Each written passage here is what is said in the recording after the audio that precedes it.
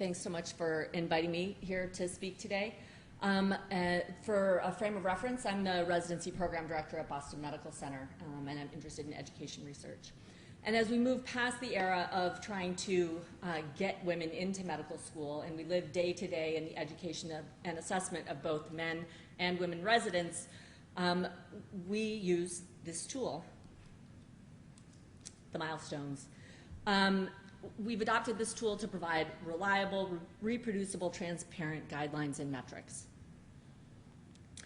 Just as a refresher, the milestones themselves have a vocabulary, and they represent observable behaviors that define progress across the 6 ACGME core competencies. Those core competencies are further subdivided into subcompetencies.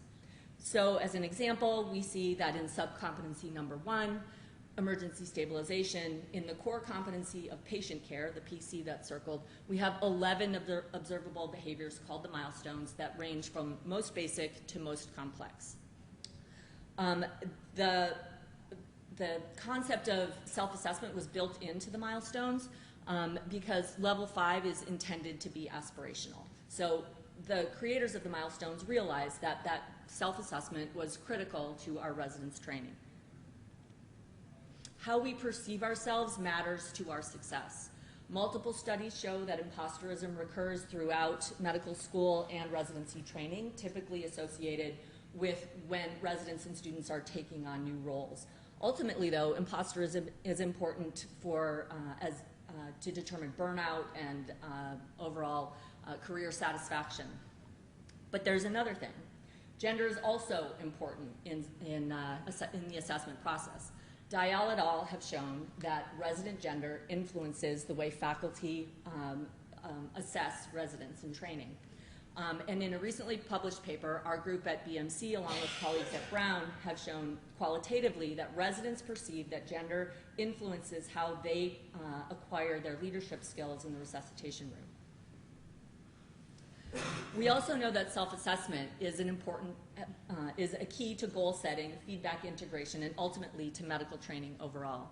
So since imposterism or identity is important in training, and gender is important in training and assessment, and self-assessment is critically important as we move not just through training but on through our careers, shouldn't we seek to understand whether gender impacts the way we self-assess? We have some clues. In 2004 in the American Journal of Surgery, they showed that there is a trend toward difference in self-assessment by gender. And in 1999, a human resource management article referred to in the business literature to differences in self-assessment between women and men, women consistently underestimating themselves in what they referred to as more masculine tasks. I'm not really sure what they were referring to, but that was their conclusion.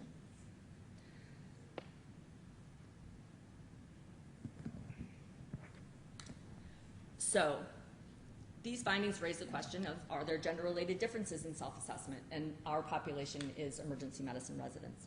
When the ACGME asked us to collect, report, and review the milestones on all of our residents, we at BMC also asked our residents to do self-assessments using the milestones at those same time intervals. Our goal, before they saw the faculty consensus scores, our goal at that time was to see whether residents were really capable of self-assessment, whether they agreed with what the experts in our field were saying about them. Bear with me, that next slide is a little bit busy. On the y-axis, you see the 23 subcompetencies, and on the x-axis, you see 3 different time points.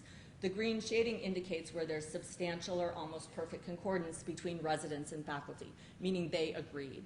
And you can see that residents are pretty good at this. They kind of know what they do well.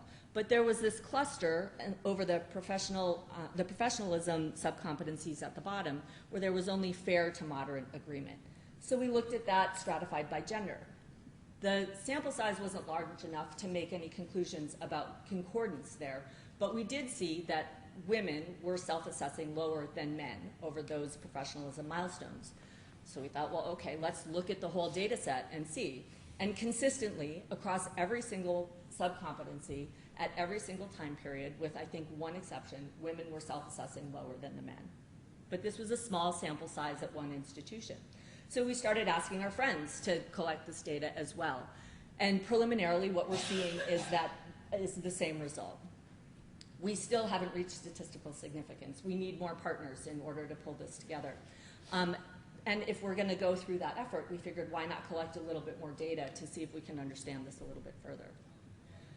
Our goal, or our questions, are to see what impacts self-assessment, whether faculty gender or resident gender demographics are important, whether PGY level is important, whether gender affects concordance, or whether gender impacts resident self-assessment differently on the different sub-competencies.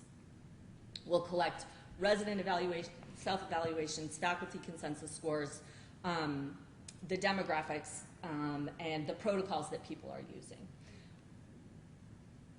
And then we'll do this data analysis across all 23 sub-competencies. I'll stop there, and I'll take any questions that you have. Yeah. Thank you, Dr.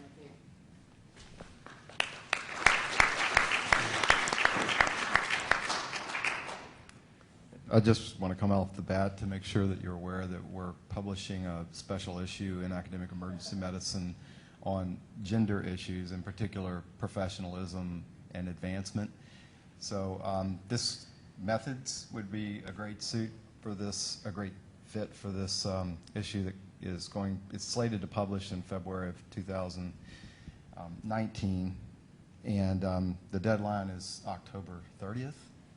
So, but this special issue, Esther Chu and Stephanie Abule will be the guest editors for it, and exactly what you're hitting here is what we're looking for. But we've put out an announcement that's in the first page of the last several issues of Academic Emergency Medicine if you want to learn more about it. It's not much of an offer, but it's there for you. Hi, it's Don. Very, very interesting information. I have a fairly simple question for you. This is potentially very informative to folks in this room or at this meeting. How is it, or do you have any thoughts about expanding the message beyond, first off, just emergency medicine training programs and how they assess themselves to the broader physician training program, or even broader than that? Because that's where you get the opportunity to have real resonance more broadly. And I realize you're starting here. This is exactly appropriate. But do you think further downstream or bigger? I don't know that I have gone quite that far yet in my head. I think that I'm extremely inspired by some of my women colleagues who are younger than I am, who I think take for granted some of the things that I don't necessarily take for granted, and I'm really looking forward to collaborating with them on how we can amplify this message, should our data set actually bear out what I think it's going to say. I do think that emergency medicine is a very egalitarian field, and I think that if we are seeing persistent differences within the realm of emergency medicine, that we can maybe begin to generalize that out a little bit more across other fields of medicine. I think I'm very interested in finding out what the differences are, or whether there's any impact of the demographics of an individual faculty on. I sort of think about it as, you know, do we think about, you know, faculty that are 10% female, 10 to 40% female, 40 to 70% female, you know, and try to figure out, like, does the milieu actually matter? Because I think that's when we start to think about how can we apply this more broadly and talk about women in leadership positions and why that's important. So I can't help on the content of the design here. It's just not my area of expertise. What I can offer you is I'll email our program director, and she will likely have a lot of interest in this. You need observations, right? Yeah, exactly. So and that's really I will why offer I you that. presented here today. Was I need people to come and say that they're interested in this. Yeah. Yes, please, if you would. Yeah, that's easy. Lynn Richardson again. So this is a very interesting topic to me. I guess I want to challenge you to think beyond the step you're at in a different way. I would be very surprised if you did not find gender-related differences in self-assessment amongst emergency medicine residents. Then what? And so I think as you are attempting to understand the differences, you need to think about collecting enough data that you will be able to craft a strategy to address the difference that you find.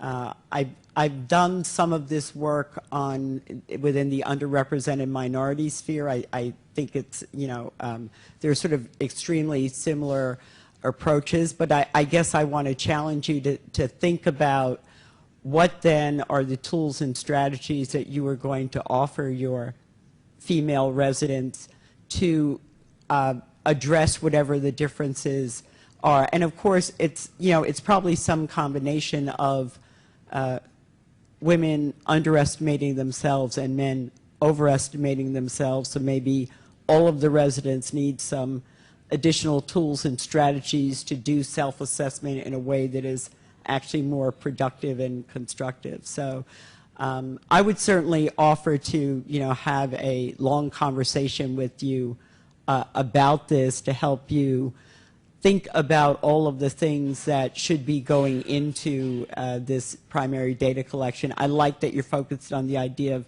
identity, professional identity, and that carries with it thinking about some other things. I like that you're thinking about contextual factors. So I think you have a lot of the pieces there, and so I would be happy to offer you some, some expert consultation on the project. And I'm sure our various residency programs would like to participate. I think we have our residents self-assessing milestones already. So. Great. Do you have any other offers on the table for her or thoughts? Yeah. So I think, this is Craig, you've got some good offers already. I like this topic a lot. I'm glad that you're pursuing it. I think it's very important. It sounds like when we come right down to it that you need sites. You need more data. Is that right? That's correct. Yeah. So I'm glad to introduce you, regardless of whoever you pick here is totally fine. I'm glad to introduce you to our residency director, Lainey Yaris, who has done a lot of work in trying to set up education research networks. And you may or may not have already tapped into that sphere. There was a consensus conference a couple years ago that I helped with in kind of standing up education research networks. So it sounds like this would be a topic that would have traction there. Mm-hmm. And if you are looking for sites, I think that would be a great venue to get into to try to get in touch with, say, 8 or 10 additional sites to be able to send you data. So I'm glad to make that introduction that might open up the opportunity to add a bunch more data to this project and more power. Awesome. Yeah. Thank you. Between the two of you, can you figure out, I think we can probably figure out a way for those offers to work together and to combine. And then I'll add, I'm sure that knowing you, that you've reached out to AWEM and have asked within the AWEM Research Committee for folks to volunteer to give their sites as well. I haven't, but that is a really smart idea. I will put on my, so obviously that with AWEM is a wonderful resource for, and we have a whole research committee, and I am not a lion, but certainly Tracy Madsen at my own site, well, she was treasurer, but she ran research last year. We have plenty of resources there, and so I would say to certainly reach out to AWEM to get them to help with getting access to data as well. This is something they'll be very interested in. So Great. Thank you.